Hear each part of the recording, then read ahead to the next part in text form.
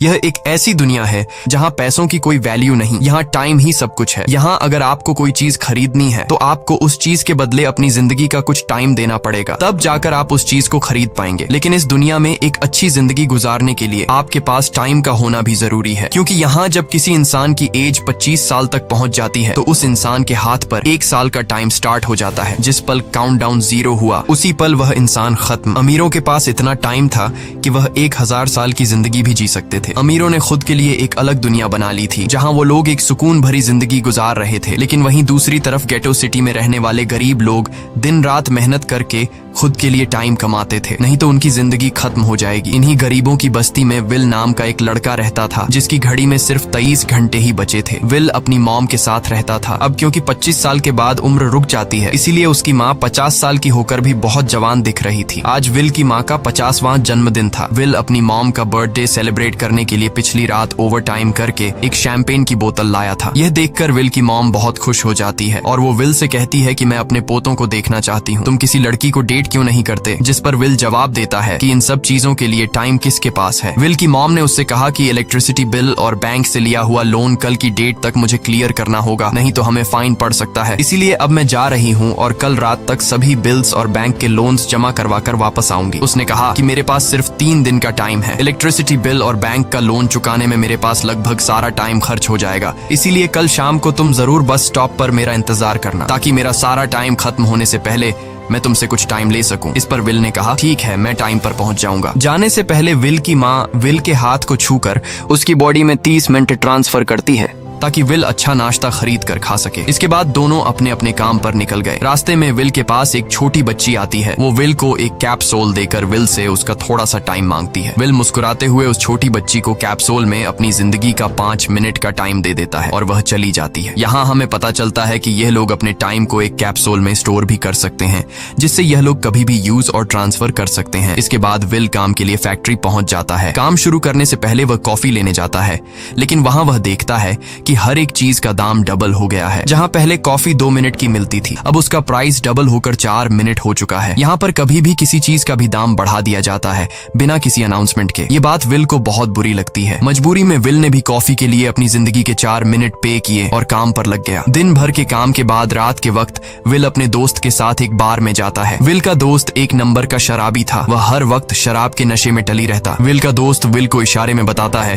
कि वह आदमी सबको फ्री में दारू पिला रहा है और उसके पास बहुत ज्यादा टाइम है। ये सुनकर विल ने जब उस आदमी की तरफ देखा तो उसे चारों तरफ से लड़कियों ने घेरा हुआ था। विल की जब उस आदमी की घड़ी पर नजर गई तो उस आदमी के पास 116 साल का टाइम था। ये देखकर विल समझ जाता है कि यह आदमी ग्रीनिच सिटी से है, क्योंकि गेटो सिटी में लोगों के पास ज्यादा से ज्यादा 2 दिन का टाइम होता है। विल उस आदमी के पास आया और उसे वार्न करने लगा कि यहाँ पर तुम्हें नहीं होना चाहिए था। यहाँ चोरों का खतरा है, ये लोग तुम्हें मारकर तुम्हारा टाइम चुरा लेंगे, इसलिए जल्दी से यहाँ से निकल जाओ। लेकिन वो आदमी विल की बातों को सीरियस नहीं लेता और उसे इग्नोर करके ड्रिंक करने लग जाता है। तभी उस बार में फोर्टिस नाम का एक गैंगस्टर अपने ग्रुप के साथ आया, जिसे देखकर सारे लोग बाहर निकल भागे। दरअसल यह शहर के सबसे बड़े गुंडे हैं जो लोगों से जबरदस्ती टाइम चुराते हैं। विल का दोस्त विल को पकड़कर ले जाने लगा, लेकिन विल ने जाने से इनकार कर दिया और वहां एक कोने में छिपकर सब कुछ देखने लगा। फोर्टिस उस अमीर आदमी से उसका सारा टाइम लूटने आया था। फोर्टिस उस अमीर आदमी को चैलेंज करता है कि चलो पंजा लड़ाते हैं और जो हारेगा वह अपना सारा टाइम जीतने वाले को दे देगा। ये टाइम फाइट आर्म रेसलिंग की तरह थी, जिसमें 2 लोगों को एक दूसरे की कलाई पकड़नी होती थी। जिस भी इंसान की कलाई नीचे होती थी उसका टाइम घटने लगता था और वो टाइम उस आदमी के हाथ में ट्रांसफर होने लगता था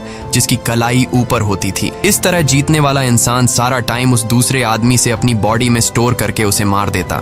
फोर्टिस उस आदमी से कहता है, क्या तुम इसके लिए तैयार हो? इस पर उस अमीर आदमी ने कहा कि मैंने बहुत ज्यादा ड्रिंक की हुई है, इसलिए मुझे कुछ टाइम चाहिए, उसके बाद मैं तुम्हारे चैलेंज के लिए तैयार हूँ। फोर्टिस कहता है कि ठीक है, ये तुम्हारी आखिरी ख्वाहिश है, जाओ, मैं तुम्हें तैयार होने के लिए कुछ मिनट देता हूँ। फोर्टिस उसके साथ अपना एक आदमी भी भेज देता है ताकि यह भाग न सके। वो अमीर आदमी बाथरूम में आकर बहुत ज्यादा उल्टियां करने लग जाता है, क्योंकि उसे काफी चढ़ गई थी। इसलिए अगर वो इस हालत में फोर्टिस से पंजा लड़ता तो इस अमीर आदमी का हारना कंफर्म था। तभी विल वहां पर आ जाता है। वो फोर्टिस के आदमी को मारकर उस अमीर आदमी को अपने साथ उस जगह से बाहर निकाल लेता है और उसे फोर्टिस से बचाकर एक सेफ जगह पे ले आया। विल ने उस अमीर आदमी से कहा कि मैंने तुमसे कहा भी कि तुम्हारी जान को खतरा है, तुम जानबूझकर अपना टाइम क्यों बर्बाद कर रहे हो। वो आदमी विल को अपना नाम हेनरी बताता है और वो विल से पूछता है कि तुम्हारी उम्र कितनी है। विल ने बताया 28 साल। हेनरी ने कहा, मेरी मेरी उम्र 105 साल है और अब मैं जिंदगी से थक चुका हूँ। मैंने अपनी लाइफ में हर एक चीज का मजा लिया है और अब मुझे इस जिंदगी की जरूरत नहीं है। मैं जीना नहीं चाहता। ये सुनकर विल ने हैरानी से पूछा, आखिर तुम कहना क्या चाहते हो? इस पर हेनरी ने कहा, लगता है तुम अब तक हकीकत से अनजान हो। क्या तुमने कभी सोचा है कि इस दुनिया में अलग अलग टाइम जोन्स क्यों बनाए गए हैं?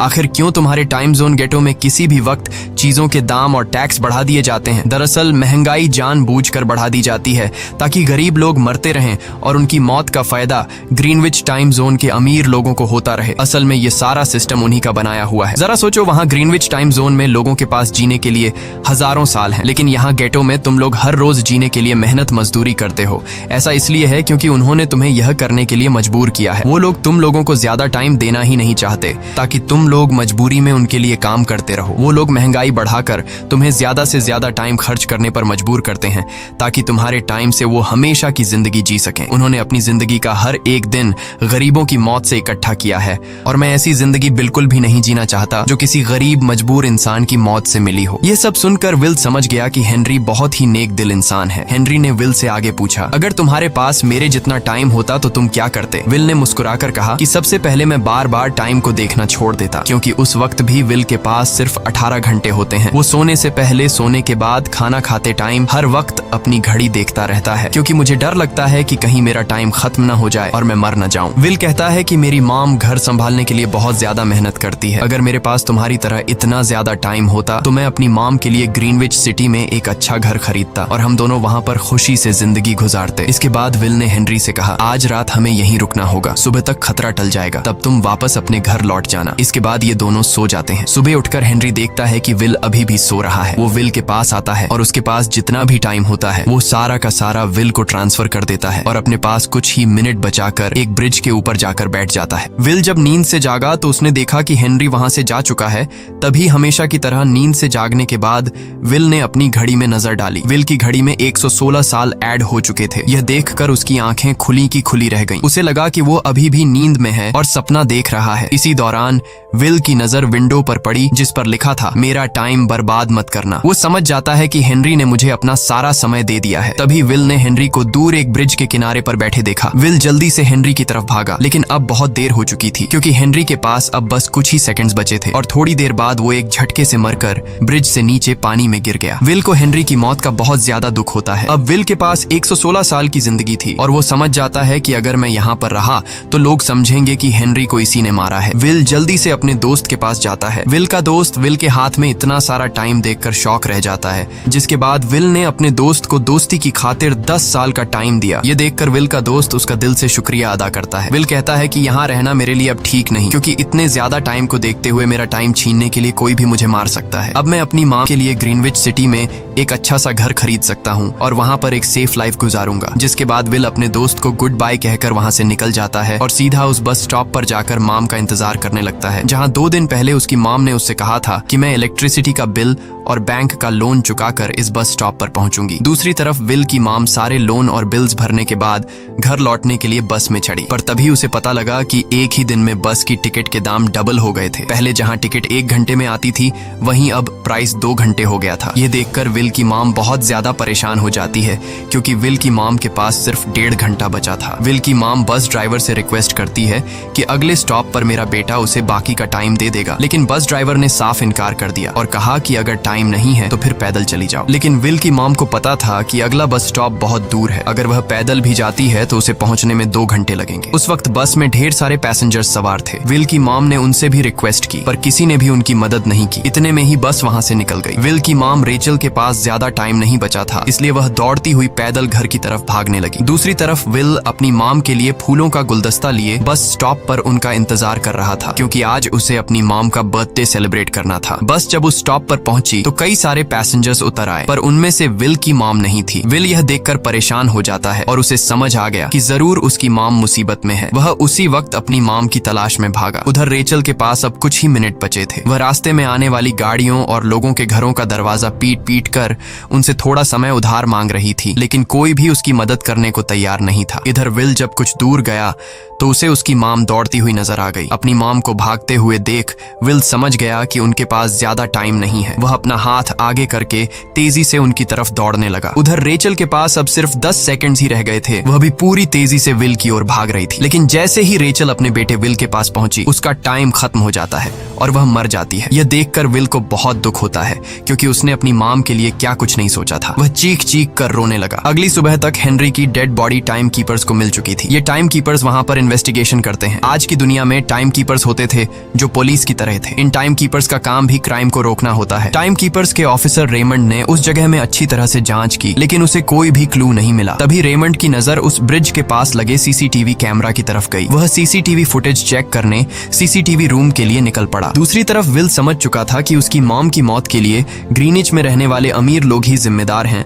जिन्होंने गेटो शहर के लोगों को एक एक सेकंड का मोहताज बना दिया है। अब विल उनसे बदला लेने ग्रीनिच की तरफ निकल पड़ा और यहाँ से होती है असल कहानी शुरू। ग्रीनविच सिटी में एंटर होने के लिए विल को 1 साल का टाइम खर्च करना पड़ा और ग्रीनिच सिटी जा पहुंचा। वहाँ जब विल ने अमीर लोगों का लाइफस्टाइल देखा तो उसकी आंखें खुली की खुली रह गईं। वहाँ लोगों के पास इतना टाइम था कि वो लोग मरने का नाम तक भूल गए थे। यहाँ पर अमीर लोग के बॉडीगार्ड के पास भी 100 साल से भी ज्यादा का टाइम था। ये देखकर विल गुस्से से लाल हो जाता है, क्योंकि विल जिस शहर से आया था वहाँ पर लोगों के पास सिर्फ 24 घंटे की जिंदगी थी। विल वहाँ एक महंगे होटल में रुकता है। खाना खाते दौरान एक बहुत ही खूबसूरत लड़की विल को देखती है, जैसे उसे विल पसंद आ गया हो। दूसरी तरफ टाइम कीपर रेमंड हेनरी की मौत के वक्त का सीसीटीवी फुटेज चेक कर रहा था। तभी उसे फुटेज में विल दिखाई देता है। हालांकि कैमरा ने हेनरी को ब्रिज से गिरते हुए रिकॉर्ड नहीं किया था, लेकिन उस फुटेज में विल ब्रिज के पास खड़ा नजर आ रहा था, जिससे रेमंड को विल पर शक होने लगा। इसलिए रेमंड ने अपनी टीम को विल के बारे में जानकारी इकट्ठा करने को कहा। रिसर्च के दौरान टाइम कीपर्स को यह बात पता चल जाती है कि विल नाम का एक आदमी बहुत सारा टाइम खर्च करके ग्रीनविच सिटी में एंटर हो गया है, जिससे रेमंड को यह बात कंफर्म हो जाती है कि विल ने ही हेनरी को मारा है। रेमंड उसी वक्त अपनी टीम के साथ ग्रीनविच शहर की ओर रवाना हो गया। दूसरी ओर ग्रीनविच शहर में विल एक कैसीनो में आया, जहाँ कुछ अमीर लोग पोकर खेल रहे थे। विल भी उनके साथ बैठ जाता है। एक नए आदमी को देखकर ये लोग उस पर हंसने लगते हैं, लेकिन विल गैम्बलिंग में माहिर था। आज उसके लिए अमीरों से पैसे निकालने का सबसे अच्छा मौका था। विल ने फिलिप नाम के एक रईस आदमी के साथ पोकर की बाजी खेली। फिलिप यहाँ का सबसे रईस इंसान है। उसके पास खुद का एक टाइम बैंक है जो लोगों को लोन पर टाइम देता है। फिलिप के साथ उसकी डॉटर भी बैठी होती है। यह वही लड़की है जो कुछ देर पहले विल को गौर से देख रही थी। गेम जब शुरू हो जाती है तब विल अपनी लाइफ का सारा टाइम दांव पर लगा देता है और अपनी माइंड के बदौलत वो फिलिप से 1100 साल जीत जाता है। यह देखकर फिलिप की बेटी सिल्विया विल से काफी ज्यादा इम्प्रेस हो जाती है। उसने विल को कल रात अपने घर पार्टी पर इनवाइट किया। फिर अगली शाम विल एक नई नवेली कार खरीदकर फिलिप की पार्टी में जा पहुंचा। वहीं पार्टी के दौरान विल और सिल्विया डांस करने लगते हैं और सिल्विया मन ही मन विल को दिल दे बैठी। वो अपनी दिल की बात विल से करने ही वाली थी कि तभी टाइम कीपर रेमंड अपनी टीम के साथ वहां पहुंचता है और विल को पकड़ लेते हैं। विल को खूनी समझकर सिल्विया भी उससे नाराज हो गई। रेमंड ने सबसे पहले विल का सारा टाइम उससे छीनकर सिर्फ 2 घंटे दिए। उसके बाद वो विल को हेनरी के खून के इल्जाम में गिरफ्तार करने लगा। रेमंड विल से पूछता है कि तुमने हेनरी को क्यों मारा। विल उसे कहता है कि मैंने उसे मारा नहीं था, बल्कि वो खुद जीना नहीं चाहता था, इसलिए उसने मुझे 116 साल दिए और बाद में उसने खुद की जान ली। लेकिन रेमंड विल की बात पर यकीन नहीं करता। विल समझ जाता है कि रेमंड मुझे हेनरी के झूठे केस में फंसाकर उम्र भर कैद के लिए मुझे जेल में डाल देगा। इसलिए वह मौका देखते ही रेमंड के आदमियों को मारकर खुद को आजाद कर लेता है और उनकी बंदूक लेकर सिल्विया को बंदी बना लिया। सिल्विया को ढाल बनाकर विल उसे साथ लेकर भाग निकला और रेमंड और उसके आदमियों को चकमा देता हुआ वापस गेटो शहर आ पहुंचा। इस दौरान विल के पास टाइम काफी कम बचा था। उसने सिल्विया से कुछ टाइम उधार मांगा, लेकिन सिल्विया ने उसे 1 सेकंड भी देने से इनकार कर दिया, क्योंकि वह भी उसे हेनरी का खूनी समझ रही थी। इसलिए वो और तेजी से गेटो शहर की तरफ कार दौड़ाता है ताकि वहां पहुंचकर किसी से टाइम उधार ले सके। जल्दबाजी में उसका ध्यान आगे सड़क पर बिछी कंटीली तारों पर नहीं पड़ता, जिससे टकराते ही विल की कार ब्रिज से नीचे गिर जाती है। इस एक्सीडेंट में विल और सिल्विया बेहोश हो गए। असल में रास्ते में वह कांटे फोर्टिस और उसकी गैंग ने बिछाए थे। फोर्टिस ने देखा कि सिल्विया के पास 10 साल का टाइम था। वो सिल्विया का सारा टाइम चुरा कर वहां से निकल जाते हैं। इतने में ही विल और सिल्विया को होश आया। सिल्विया ने जब अपने हाथ की तरफ देखा तो वो परेशान हुई, क्योंकि उसके पास सिर्फ 30 मिनट ही बचे थे और विल के पास भी कुछ मिनट ही बचे थे। पर फिर भी उसने सिल्विया को अपने कुछ मिनट दिए, जिससे इन दोनों का टाइम बराबर हो गया। इसके बाद विल सिल्विया को लेकर जल्दी से अपने दोस्त के घर जाता है,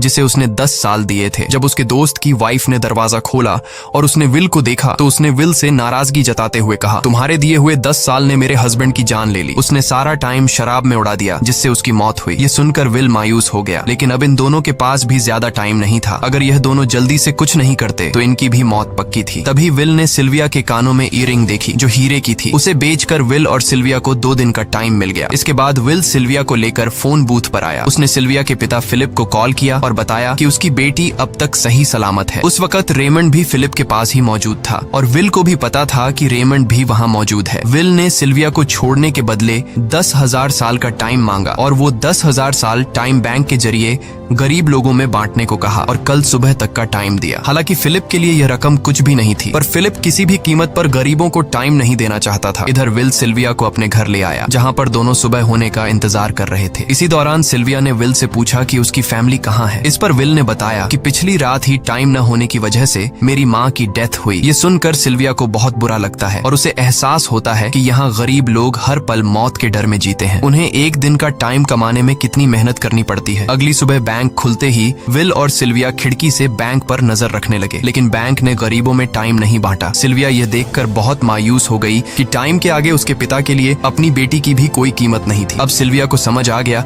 कि उसके पिता सिर्फ बिजनेसमैन नहीं है, बल्कि वो इस सिस्टम के हेड हैं। वो गरीब लोगों की मौत से अपनी जिंदगी के साल जमा करते हैं। सिल्विया को यूं मायूस देखकर विल ने उसे वापस घर भेजने का फैसला किया। वो उसे फोन बूथ पे ले आया और अपने पिता को कॉल करके अपने लिए मदद बुलाने को कहा। इस दौरान विल सिल्विया को वेपन भी दे देता है ताकि वो खुद की हिफाजत कर सके। इधर सिल्विया फोन पर अपने पिता से बात कर रही थी कि तभी टाइम कीपर रेमंड चुपके से वहां आ पहुंचा और विल पर गन तान दी। रेमंड विल पर गोली चलाने ही वाला था कि तभी सिल्विया ने रेमंड को देख लिया और घबराहट में रेमंड पर गोली चला दी। ये देख विल घबरा कर रेमंड के पास आया। हालांकि वो गोली रेमंड के हाथ को छू कर निकल गई थी। रेमंड के हाथ से बहुत खून निकल रहा था। विल ने रेमंड की घड़ी देखी। रेमंड के पास सिर्फ 2 घंटे बचे थे। दरअसल टाइम कीपर्स को भी सैलरी के तौर पर हर रोज 1 दिन का ही टाइम मिलता था। विल समझ गया कि जब तक रेमंड के पास उसके टीम वाले पहुंचेंगे तब तक रेमंड का ज्यादा खून बहने की वजह से उसकी मौत हो गई होगी। इसलिए विल रेमंड को 2 घंटे का टाइम देते हुए रेमंड की कार को लेकर वहां से निकल गया। रेमंड को गोली मारकर अब सिल्विया भी क्राइम लिस्ट में आ चुकी थी। हालांकि विल ने सिल्विया से कहा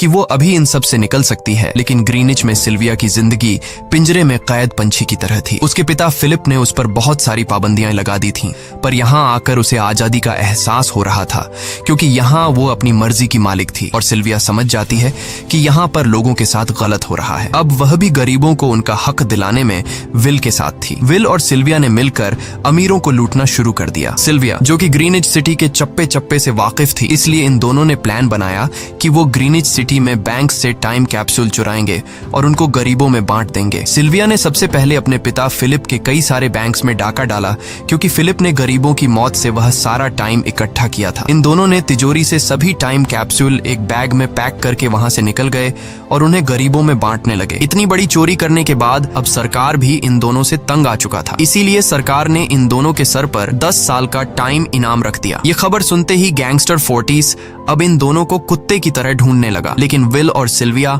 हर रोज अपना ठिकाना बदलते रहते थे जिससे वो किसी के हाथ नहीं आते थे। ये दोनों एक होटल में छुपे हुए थे। इनके पास टाइम की कमी तो थी नहीं, इसलिए उन्होंने पूरे होटल को ही बुक कर लिया था। फोर्टिस इन दोनों की तलाश में उस होटल के बाहर आ पहुंचा। वहां उसने कुछ लोगों को पकड़कर उनसे विल और सिल्विया के बारे में पूछने लगा, लेकिन उन लोगों पर विल और सिल्विया के बहुत एहसानात थे, इसलिए ये लोग मरने के लिए तो तैयार थे, पर विल और सिल्विया का ठिकाना बताने के लिए तैयार नहीं थे। लेकिन जब फोर्टिस ने उन लोगों पर बहुत ज्यादा जोर जबरदस्ती की तो उनमें से एक बंदा मौत के डर से फोर्टिस को उस होटल के बारे में बता देता है जहां विल और सिल्विया छुपे हुए थे, जिसके बाद फोर्टिस फौरन अपनी गैंग के साथ वहां पर पहुंच जाता है और इन दोनों को पकड़ लेता है। अब विल और सिल्विया का उनसे बच पाना नामुमकिन था। फोर्टिस ने विल को एक टेबल पर बैठा दिया और उसे टाइम फाइट के लिए चैलेंज किया। विल समझ गया कि अगर मैंने चैलेंज से इनकार किया तो फोर्टिस के गैंग वाले लोग मुझे मार देंगे, इसलिए क्यों ना आज इसके साथ पंजा आजमाया जाए। फोर्टिस और विल ने एक दूसरे की कलाई पकड़ ली और मौत का खेल शुरू हुआ। फोर्टिस माहिर खिलाड़ी था, उसने शुरुआत में ही विल का हाथ नीचे कर दिया, जिससे विल का टाइम तेजी से फोर्टिस में ट्रांसफर होने लगा। लेकिन विल बिल्कुल जोर ही नहीं लगा रहा था, जैसे कि वो जानबूझकर हार रहा हो। पर जैसे ही विल के पास अपनी लाइफ के 3 से 4 सेकंड बचे, तभी विल ने ने अपनी पावर दिखाई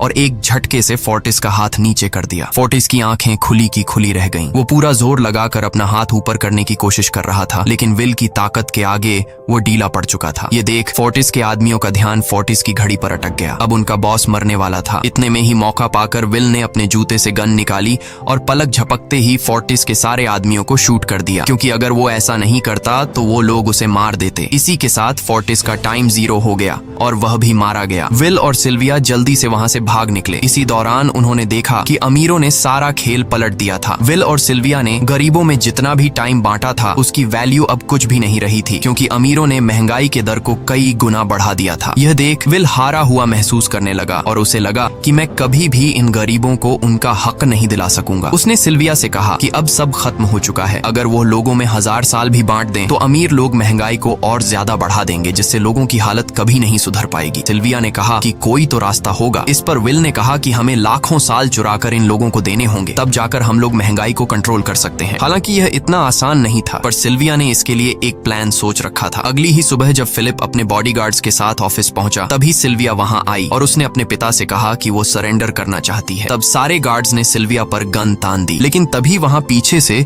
गार्ड के बेस में छिपा विल वहां आ पहुंचा। उसने फिलिप के सर पर गन रखी और उसके जरिए लॉकर का दरवाजा खुलवाया। विल और सिल्विया ने फिलिप के लॉकर से एक टाइम कैप्सूल चुरा लिया, जिसमें 10 लाख साल का टाइम मौजूद था। इस टाइम कैप्सूल का एक साल गरीबों की ही मौत से आया था। विल और सिल्विया वह टाइम कैप्सूल लेकर भाग जाते हैं। इधर रेमंड को जब यह बात पता चली तो वह फौरन विल और सिल्विया के पीछे लग गया। जब रेमंड ने अपने हाथ पर घड़ी को देखा तो उसके पास 1 घंटे से भी कम टाइम बचा हुआ था। वह हेडक्वार्टर कॉल करके कहता है कि मुझे मेरी सैलरी कैप्सूल में भेज दो, मेरे पास टाइम कम है। लेकिन इससे पहले कि वह अपनी बॉडी में कैप्सूल से टाइम ट्रांसफर कर पाता, उसे विल की कार दिख जाती है और वह कैप्सूल से अपनी बॉडी में बिना टाइम ट्रांसफर किए उनके पीछे लग जाता है, क्योंकि अगर वो 10 लाख साल गरीबों को मिल जाते तो गेटो टाइम जोन का हर एक इंसान अमर हो जाता और अमीरों का बनाया पूरा सिस्टम तहस नहस हो जाता। रेमंड ने विल और सिल्विया को पकड़ने के लिए अपनी पूरी जी जान लगा दी, लेकिन वो उन्हें रोक नहीं पाया। विल और सिल्विया रेमंड को चकमा देकर गेटो शहर आ गए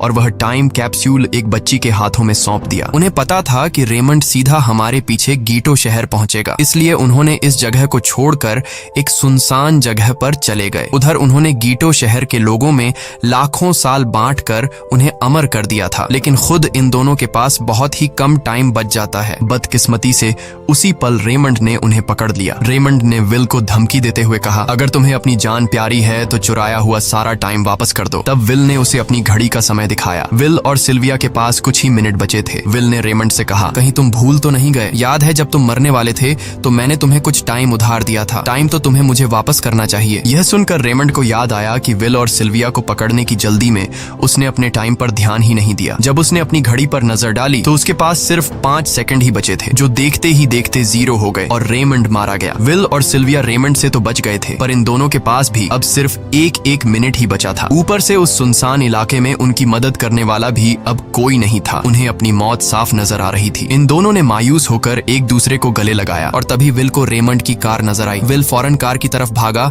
और वहां पहुंचकर उसने रेमंड की सैलरी का टाइम अपनी घड़ी में ट्रांसफर कर दिया। इसके बाद वह सिल्विया को भी टाइम देने उसकी ओर भागने लगा। सिल्विया भी तेजी से विल की ओर दौड़ रही थी। सिल्विया के पास कुछ ही सेकंड्स बचे हुए थे। यह बिल्कुल उसी तरह का पल था जिस तरह से विल ने अपनी मॉम को खोया था। विल ने अपनी मॉम को तो खो दिया था, पर सिल्विया को नहीं खोना चाहता था। विल सिल्विया के बिल्कुल करीब ही था, पर तभी सिल्विया विल की बाहों में गिर पड़ी। लकीली विल ने सही वक्त पर सिल्विया का हाथ थाम लिया था, जिससे उसकी जान बच गई। विल और सिल्विया की बदौलत अब डेटन शहर के सारे लोग अमर हो चुके थे। अब उन्हें 1-1 घंटे कमाने के लिए फैक्ट्रीज में काम करने की जरूरत नहीं थी। वह सभी अपने सपनों को पूरा करने ग्रीनिच शहर की ओर निकल पड़े, जिससे अमीरों का बनाया सारा सिस्टम फेल हो गया। वहीं इसी के साथ यह कहानी खत्म हो जाती है। अगर आपको वीडियो अच्छी लगी हो तो हमारे चैनल को सब्सक्राइब और वीडियो को लाइक जरूर कीजिएगा।